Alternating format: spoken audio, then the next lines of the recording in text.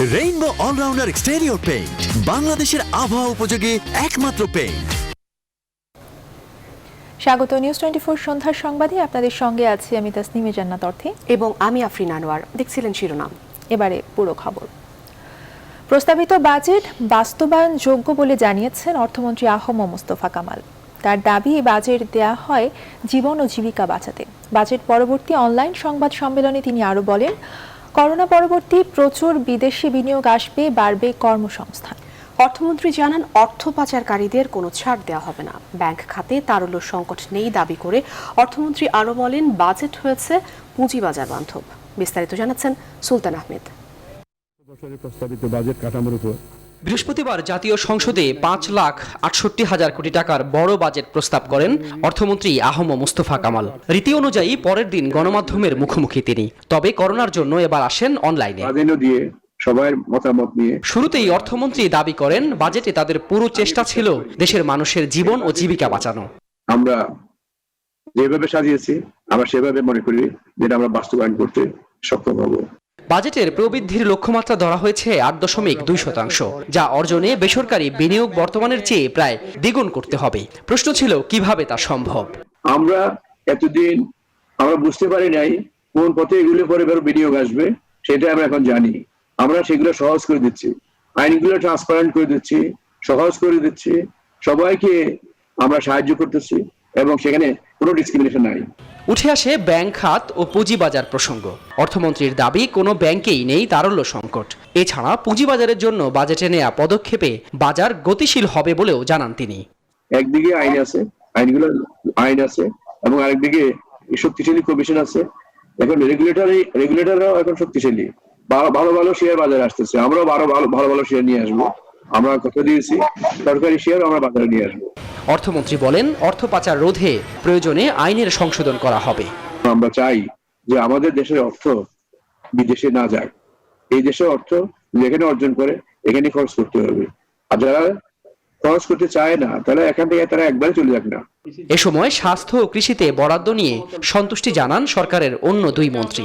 কৃষি যন্ত্রের উপরে 50 ভাগ সমতল ভূমিতে উপকূলের এলাকা এবং হাওরের জন্য 70 ভাগ কৃষি যন্ত্রের উপরে আমরা প্রণোদনা দিব। স্বাস্থ্য এবং কৃষি সেগুলোকে আমরা অতি দ্রুত obeying all rules and regulation, যেগুলো ভায়োলেট করবো না, করে টাইমটা বাঁচিয়ে তাড়াতাড়ি করে আমরা এগুলোকে প্রক্রিয়াধীন করব। এ সময় রাজস্ব লক্ষ্য পূরণে করদাতার সংখ্যা বাড়ানো হবে বলেও জানান এনবিআর চেয়ারম্যান। সুলতান আহমেদ, নিউজ 24, ঢাকা। নতুন বাজেটকে করোনার কবল থেকে অর্থনীতি পুনরুদ্ধারের এক ভারসাম্যপূর্ণ বাজেট হিসেবে অভিহিত করেছে আওয়ামী লীগ। শুক্রবার দুপুরে অনলাইনে বাজেট পরবর্তী দলের পক্ষ থেকে আনুষ্ঠানিক প্রতিক্রিয়ায় আওয়ামী লীগ সাধারণ সম্পাদক ওবায়দুল কাদের একথা বলেন। তিনি আরো বলেন, এই বাজেটে জীবন ও জীবিকার ভারসাম্য বজায় রাখার উপর সবচেয়ে বেশি গুরুত্ব দেওয়া হয়েছে। বিস্তারিত জানাচ্ছেন শাহ আলী জয়। জাতীয় অর্থায়ন বৃহস্পতিবার সংসদে উত্থাপন করা হলো সরকারের চলতি মেয়াদের দ্বিতীয় বাজেট।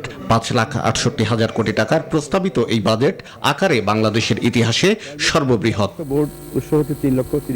বাজেট ঘোষণার একদিন পর এ নিয়ে আওয়ামী লীগ সভাপতির ধানমন্ডি কার্যালয় থেকে দলের আনুষ্ঠানিক প্রতিক্রিয়া জানানো হয়। ভিডিও কনফারেন্সে এতে যুক্ত হন আওয়ামী লীগ সাধারণ সম্পাদক ওবায়দুল কাদের। বলেন, করোনা মোকাবেলা করে দেশের অর্থনীতির গতিশীলতা ফিরিয়ে আনাই বাজেটের প্রধান লক্ষ্য। বাজেট ভিন্ন বাস্তবতা, ভিন্ন প্রেক্ষাপটে প্রণীত। এই বাজেট করোনার বিদ্যমান সংকটকে সম্ভাবনায় রূপ দেওয়ার বাস্তবসম্মত প্রত্যাশার দলিল। করোনা ভাইরাসের সৃষ্ট সংকটময় পরিস্থিতিকে সম্পূর্ণভাবে বিচার বিশ্লেষণ করে সংকটকালীন ও সংকট পরবর্তী সম্ভাব্য অর্থনৈতিক চ্যালেঞ্জ মোকাবিলার গতিপথ নির্ণয়ের লক্ষ্যকে সামনে রেখেই প্রণীত হয়েছে এবারে বাজেট। দুর্যোগের এই সময়ে গতানুগতিক ধারার বাইরে গিয়ে বাজেট প্রণয়ন করা হয়েছে বলেও মন্তব্য করেন তিনি। জীবন জীবিকার মধ্যে ভারসাম্য বজায় রেখে দেশকে এগিয়ে নিতে শেখ হাসিনা সরকারের সময়োচিত সাহসী চিন্তার ফসল। গতানুগতিক ধারার সাথে আউট অফ বক্স চিন্তার সমন্বয় করে সংকট জয়ের নব উদ্যম সৃষ্টিতে এ বাজেট পেশ হয়েছে। দলীয় সভাপতি প্রধানমন্ত্রী শেখ হাসিনার নেতৃত্বে বাংলাদেশ সকল সংকট কাটিয়ে উঠবে বলে দৃঢ় প্রত্যাশার কথাও জানান ওবায়দুল কাদের।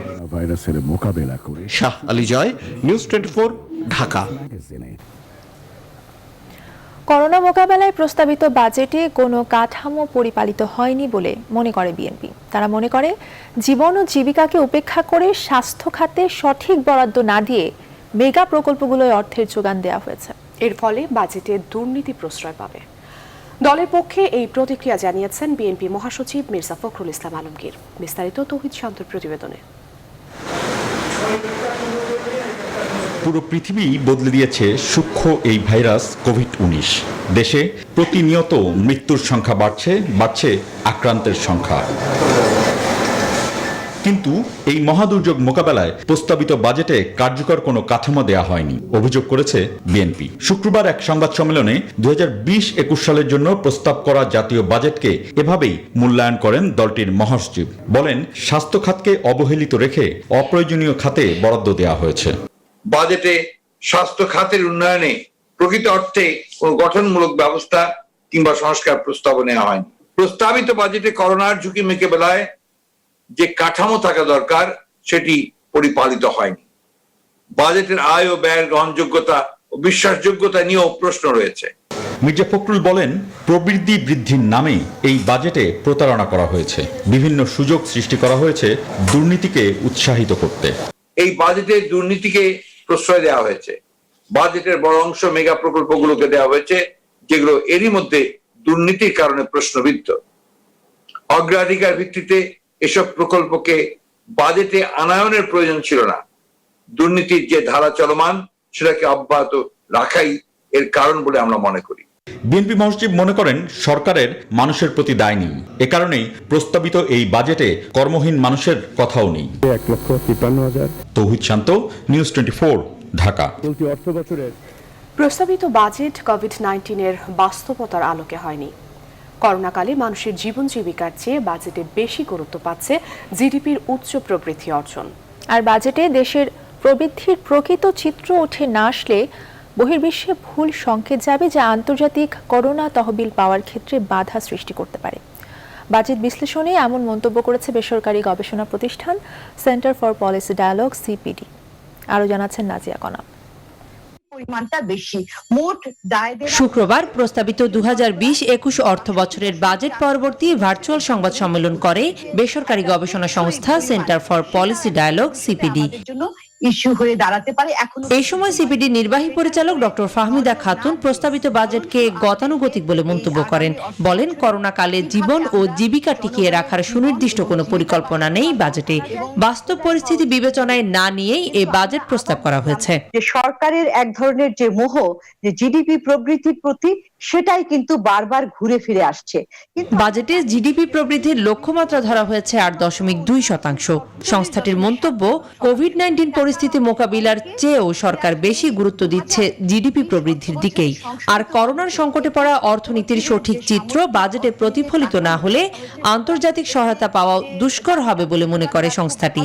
কোভিডের সময়ও আমাদের তেমন অর্থনৈতিক নেতিবাচক প্রভাব পড়েনি আমাদের উপরে, কিংবা আমাদের প্রবৃদ্ধির উপরে তেমন কোনো প্রভাব পড়েনি। এই ধরনের ভুল সিগন্যালের কারণে কিন্তু কোভিড-19-এর প্রেক্ষিতে যে সমস্ত আন্তর্জাতিক ফান্ড তৈরি হয়েছে, যে সমস্ত সম্পদ তৈরি হয়েছে, সেই সম্পদগুলো পাওয়ার ক্ষেত্রে বাধাগ্রস্ত হতে পারে। বাজেটে নির্ধারিত আয় ও ব্যয়ের মধ্যে সমন্বয় এবং এর বাস্তবায়ন দক্ষতা বাড়ানোর আহ্বান সংস্থাটির। নাজিয়া কনা, নিউজ 24, ঢাকা। প্রস্তাবিত বাজেটে প্রবৃদ্ধি লক্ষ্য বাস্তবসম্মত নয় বলে মত অর্থনীতি বিশ্লেষকদের।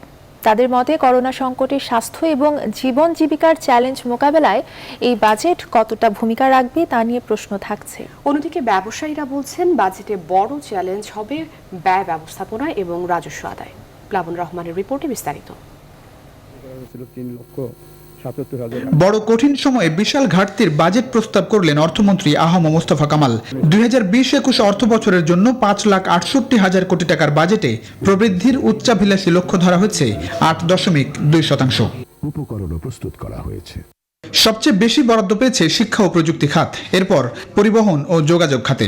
ভঙ্গুর স্বাস্থ্য খাতকে টেনে তুলতে বরাদ্দ দেওয়া হয়েছে 29,246 কোটি টাকা, আর সামাজিক নিরাপত্তায় বরাদ্দ 32,000 কোটি এবং এবারের বাজেটের আরেক অগ্রাধিকার খাত কৃষিতে খরচ ধরা হয়েছে 29,000 কোটি টাকা।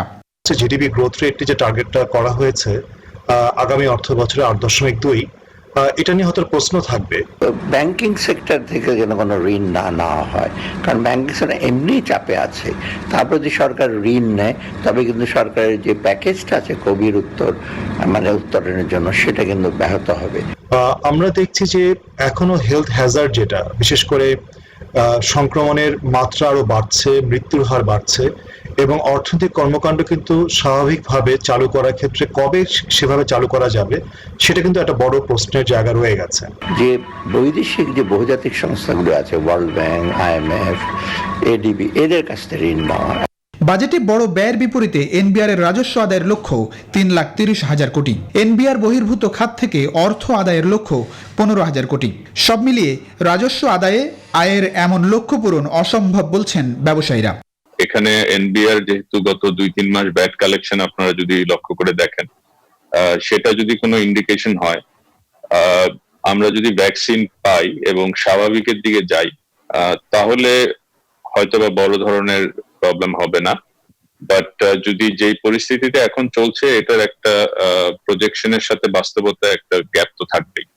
করোনার বাস্তবতায় দেশে কর্মহীন হচ্ছে বিপুল জনগোষ্ঠী, বড় অংশ যোগ হচ্ছে গরিবের তালিকায়। বাজেট বাস্তবায়নে এসব মানুষের জীবন জীবিকা টিকিয়ে রাখতে বরাদ্দকৃত অর্থের গুণগত ব্যবহারে মনোযোগী হওয়ার পরামর্শ বিশেষজ্ঞদের। প্লাবন রহমান, নিউজ 24, ঢাকা। শিকদার গ্রুপের হাত ধরে আধুনিক স্থাপত্য শিল্পের নতুন এক উচ্চতায় প্রবেশ করেছে বাংলাদেশ।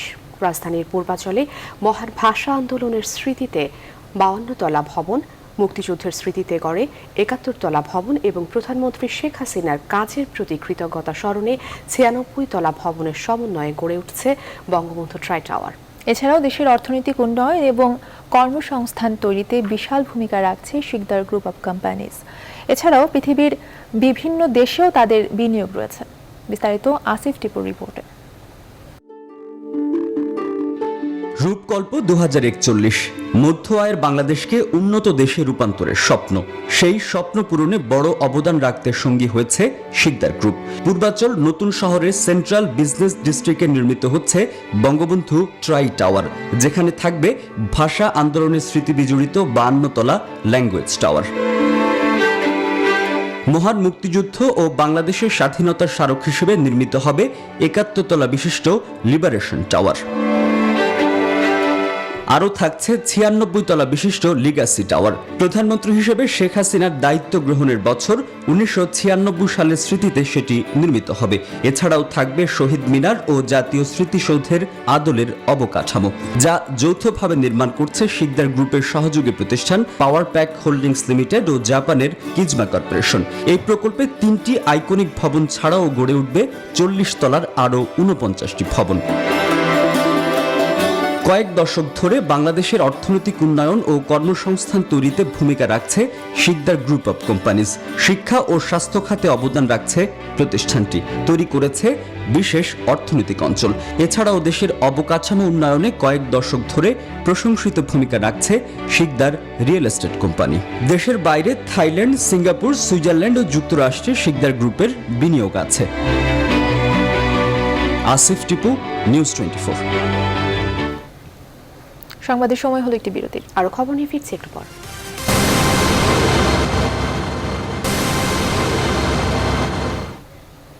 বিরতির পর আবারও স্বাগত। আপনারা দেখছেন সন্ধ্যা সংবাদ।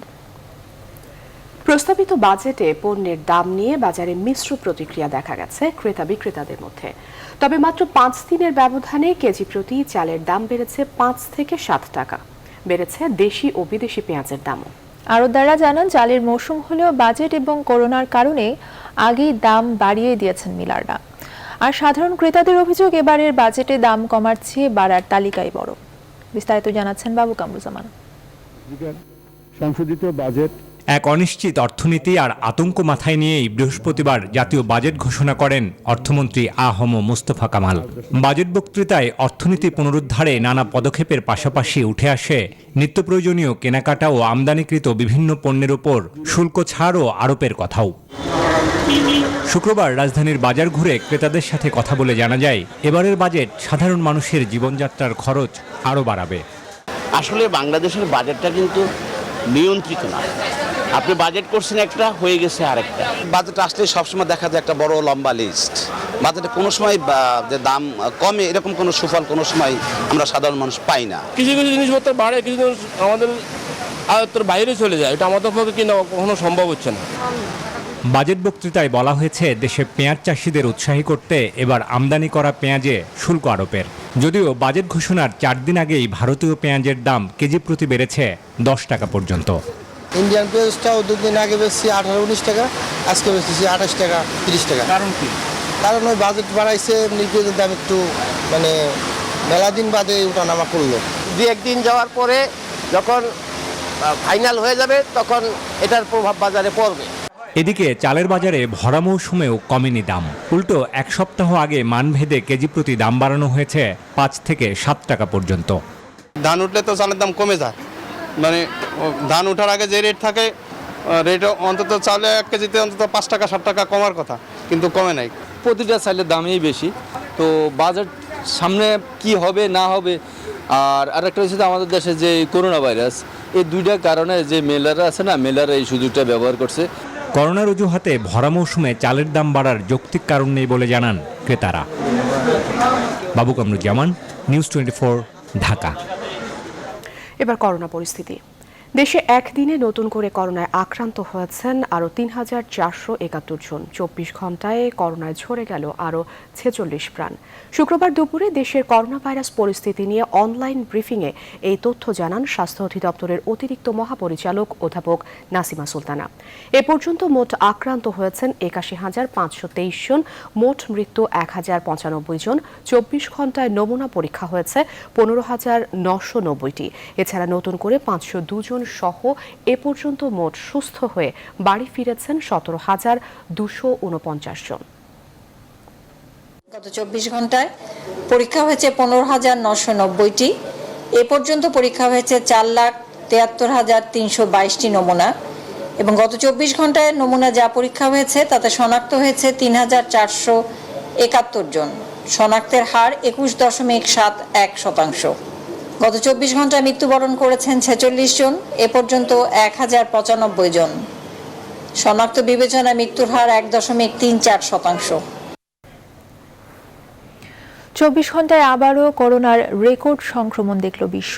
নতুন করে ভাইরাসে আক্রান্ত হয়েছেন 1,36,000-এরও বেশি মানুষ। মোট আক্রান্ত 76,30,000 ছাড়িয়েছে। মৃতের সংখ্যা 4.25 লাখের কাছাকাছি। তবে উদ্বেগ বাড়াচ্ছে আফ্রিকা মহাদেশ। দেশটিতে করোনার সংক্রমণ দ্রুত হারে বাড়ায় সতর্ক করেছে বিশ্ব স্বাস্থ্য সংস্থা। করোনা শনাক্তে যুক্তরাজ্যকে ছাড়ালো ভারত। আর সারা বিশ্বে এ পর্যন্ত সুস্থ হয়ে বাড়ি ফিরেছেন 38,60,000-এরও বেশি মানুষ।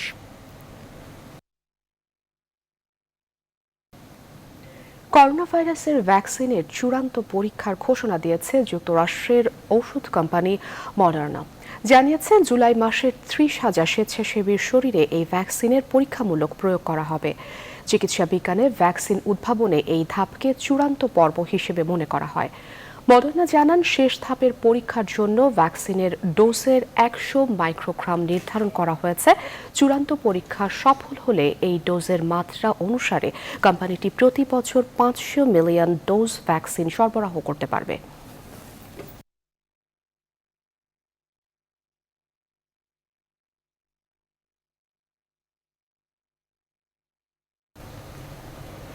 টানা তৃতীয় দিন লকডাউন চলছে পূর্ব রাজাবাজারে। তবে বিশেষ প্রয়োজন ছাড়া অপ্রয়োজনে বাইরে যাচ্ছেন অনেকেই।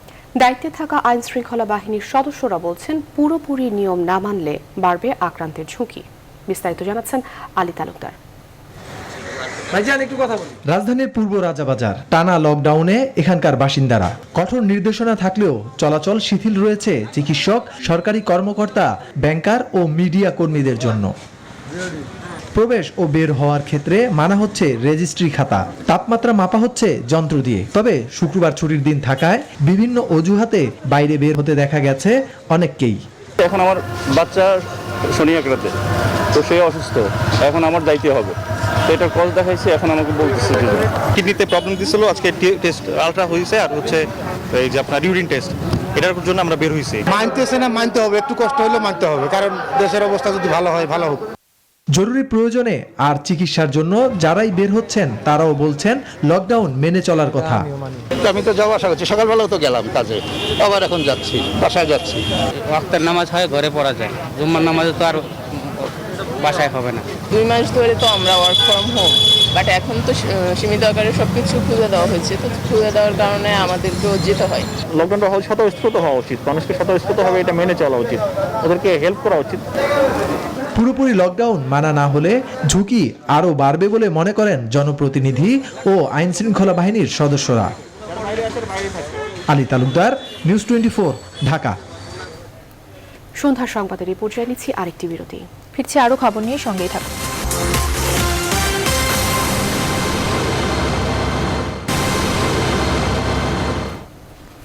বিরতির পর আবারও স্বাগত। আপনারা দেখছেন সন্ধ্যার সংবাদ। রাজধানীর গুলশানে ইউনাইটেড হাসপাতালে অগ্নিকাণ্ডে 5 জনের প্রাণহানির ঘটনায় কর্তৃপক্ষের চরম গাফিলতি ছিল। হাসপাতাল কম্পাউন্ডে করোনা রোগীদের জন্য স্থাপিত অস্থায়ী ইউনিটে অগ্নি প্রতিরোধক ছিল না, এমনটাই উঠে এসেছে পুলিশের তদন্ত প্রতিবেদনে। পুলিশের গুলশান বিভাগের ডিসি সুদীপ কুমার চক্রবর্তী শুক্রবার সাংবাদিকদের এসব কথা জানান। ইউনাইটেড হাসপাতালে অগ্নিকাণ্ডের ঘটনা তদন্তে গঠিত পুলিশের কমিটি বুধবার ডিএমপি কমিশনারের কার্যালয়ে প্রতিবেদন জমা দিয়েছে। এর আগে ফায়ার সার্ভিসের তদন্ত প্রতিবেদনেও ইউনাইটেড হাসপাতালে স্থাপিত অস্থায়ী করোনা ইউনিটকে ত্রুটিপূর্ণের হিসেবে উল্লেখ করা হয়েছে। 27 মে রাতে ইউনাইটেড হাসপাতালের অস্থায়ী করোনা ইউনিটে অগ্নিকাণ্ডের ঘটনায় চিকিৎসাধীন 5 রোগী মারা যান। যেসব ফায়ার সার্ভিসের সদস্যগণ সেখানে অগ্নি নির্বাপনে নিয়োজিত ছিলেন তাদের জবানবন্দি গ্রহণ করেন। পাশাপাশি ওখানকার যে সিসিটিভি যে ফুটেজ সেটা কালেকশন করা হয় এবং বিভিন্ন ধরনের রোগীদের যে নথিপত্র সেগুলো পর্যালোচনা করা হয় এবং সার্বিকভাবে পুঙ্খানুপুঙ্খানু যাচাইয়ের পর তারা একটি বিশদ প্রতিবেদন জমা দেন এবং এই প্রতিবেদন ইতিমধ্যে পুলিশ কমিশনার স্যারের নিকট পাঠানো হয়েছে এবং এই প্রতিবেদনে যে বিষয়গুলো উঠে এসেছে মূলত করোনা আইসোলেশন ইউনিটটি যে বর্ধিতাংশে সেখানে স্থাপন করা হয়েছিল সেটা কোনো ধরনের বিল্ডিং কোড মানা হয়নি। বাড়ছে বজ্রপাতে মৃত্যু। গেল 10 বছরে প্রায় 3000 মানুষ মারা গেছেন বজ্রপাতে, আর আহত হয়েছেন হাজার হাজার। যদিও বিশেষজ্ঞরা বলছেন মৃত্যুর প্রকৃত সংখ্যা আরো অনেক বেশি। তাদের মধ্যে বৈশ্বিক উষ্ণতা বৃদ্ধি, প্রাকৃতিক পরিবেশের আমূল পরিবর্তন, অপ্রতুল প্রতিরোধ ব্যবস্থা আর সাধারণ মানুষের অসচেতনতার কারণেই বাড়ছে বজ্রপাতে মানুষের মৃত্যুর সংখ্যা। সজল দাসের রিপোর্টে বিস্তারিত।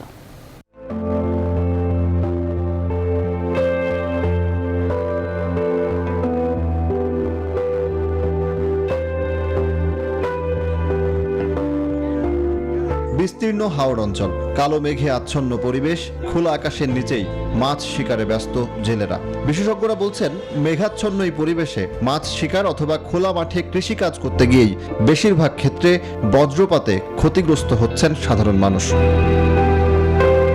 শুধু গণমাধ্যমে প্রকাশিত তথ্য বলছে গত 10 বছরে প্রায় 3000 মানুষ বজ্রপাতে জীবন হারিয়েছেন, আহত হাজারো, হচ্ছে সম্পদের ক্ষতিও, যা বাড়ছে প্রতি বছর।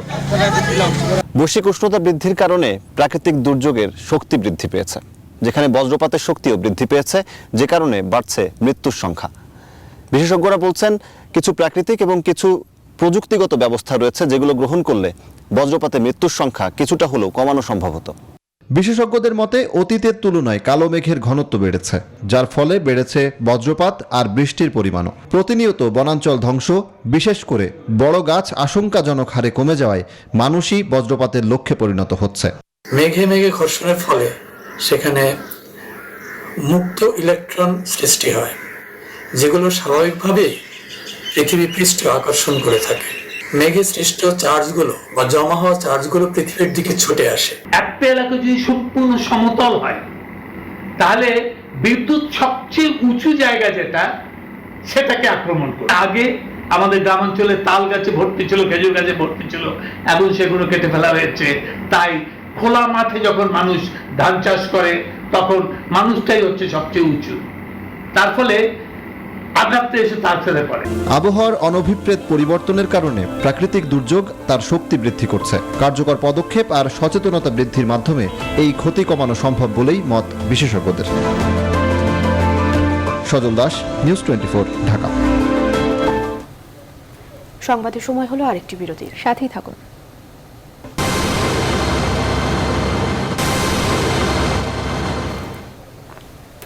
আবারও স্বাগত, দেখছেন সন্ধ্যার সংবাদ।